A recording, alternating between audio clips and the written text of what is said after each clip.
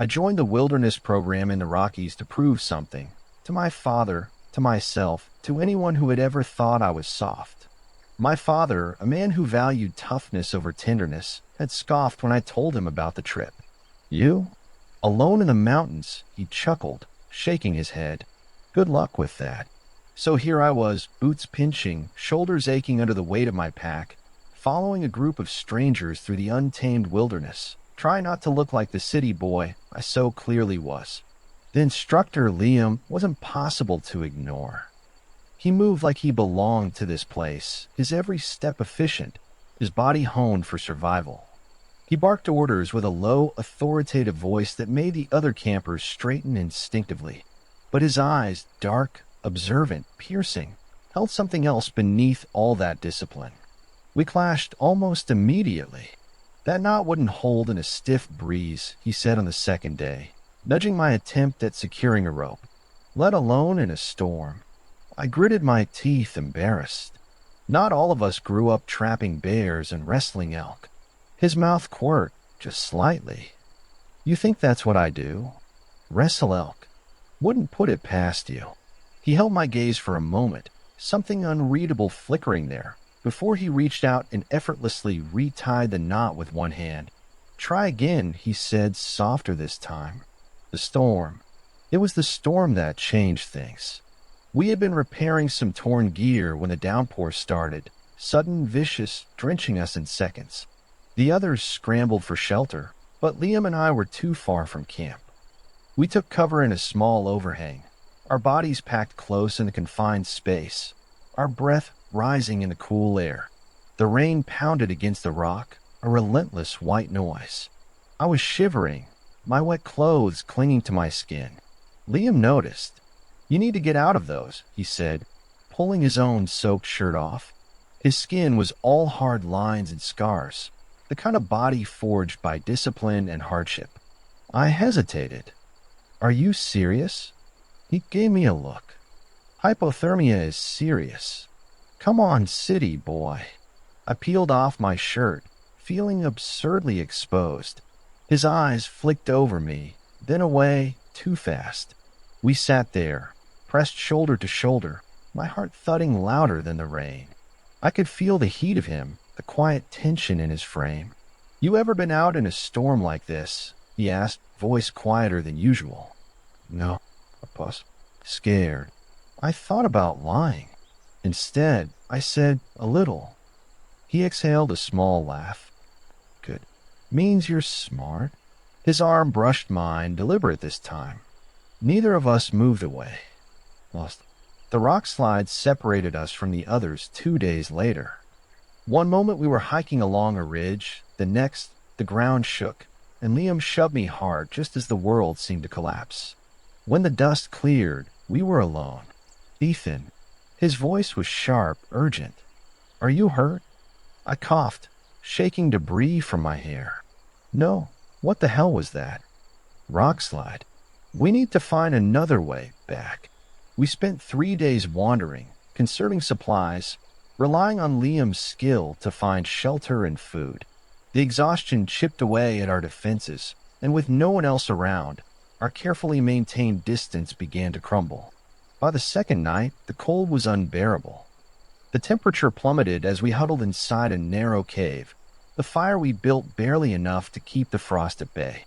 My hands were shaking, my body aching from the chill.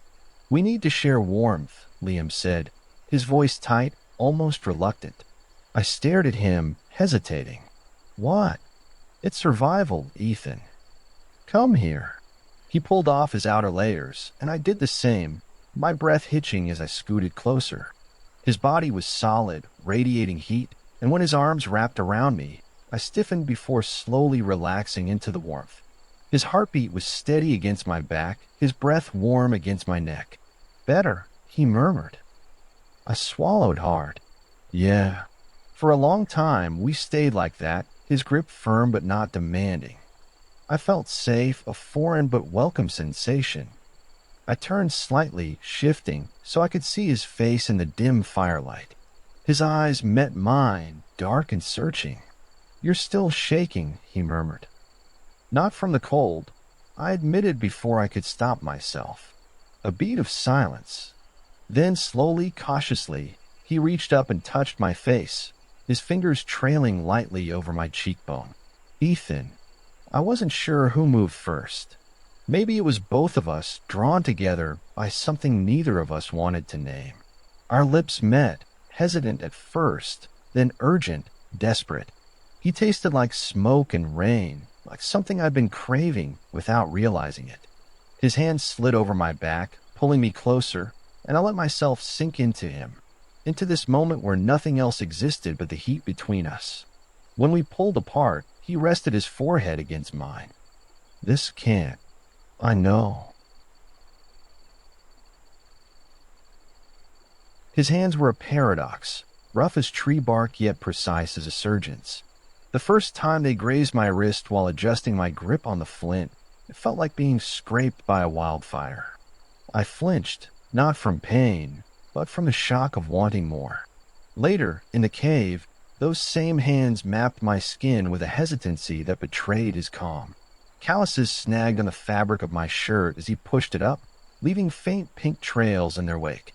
When his palm settled on my hip bone, the pressure was deliberate, almost reverent, as if he were trying to memorize the shape of me through touch alone. You're softer than I thought, he murmured once, his thumb brushing the hollow of my throat. I wanted to laugh. Softness was the last thing this place demanded, but the ache of his hands anchoring me to the earth silenced everything else. Our first kiss tasted like the storm that stranded us, salty, electric, reckless. His lips were chapped from the wind, mine bitten raw from cold. When he bit down, sharp and sudden, the metallic tang of blood bloomed between us. Sorry, he muttered, pulling back. Don't be. I dragged him closer. There was no finesse, just hunger. His tongue swept mine, bitter with the aftertaste of iodine tablets and adrenaline. Sweat dripped from his temple onto my cheek, and I licked it away without thinking. Salt and pine and something darker, like the damp earth beneath us. Desperation thick in the air, our breath sinking into ragged gasps. I wondered if he could taste my fear, too. The first time I undressed him, his breath hitched, a sharp, fractured sound, like ice splitting underfoot. We were in my tent, the nylon walls trembling in the wind. His hands fumbled with his belt, all that military precision crumbling. Let me, I said, nudging his fingers aside. He froze as I peeled his shirt over his head. The fabric whispered against his skin, and his exhale shuddered, uneven. Moonlight caught the scar on his ribs, a pale slash I'd kissed hours earlier. Ethan. Shoo. I pressed my lips to the hollow beneath his ear. His breath stuttered again when my teeth grazed his collarbone, a quiet, wounded noise he tried to smother in the crook of his arm. I learned then that silence wasn't his strength, it was his armor. Every hitch, every swallowed groan, was a chink I vowed to widen. When we were rescued, reality crashed down hard. The others had started to suspect. Tyler, one of the more vocal campers, eyed us with something close to contempt.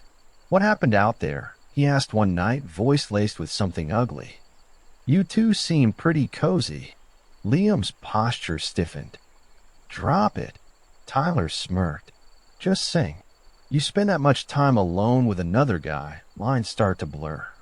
Right, Ethan?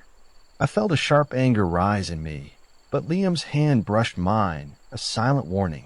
Not here. Not now. The night before we left, he pressed a folded map into my hand. If you ever want to find me again, he said, meet me here. 1 year. I stared at the spot he had marked, a remote trailhead far from everything. You're serious? His expression was unreadable. Yeah. And then, just like that, we were back in the world. Waiting. The letters were few, but enough. Sparse words, scribbled notes, a tether in the silence. You still drive me crazy. You still make me forget to be careful. Mountains are quieter without you. 1 year. I'll be there. And so, when the time came, I packed my bag and started walking, heart pounding with every step. The mountains loomed ahead, vast and uncharted, waiting to see if we were brave enough to claim them as our own.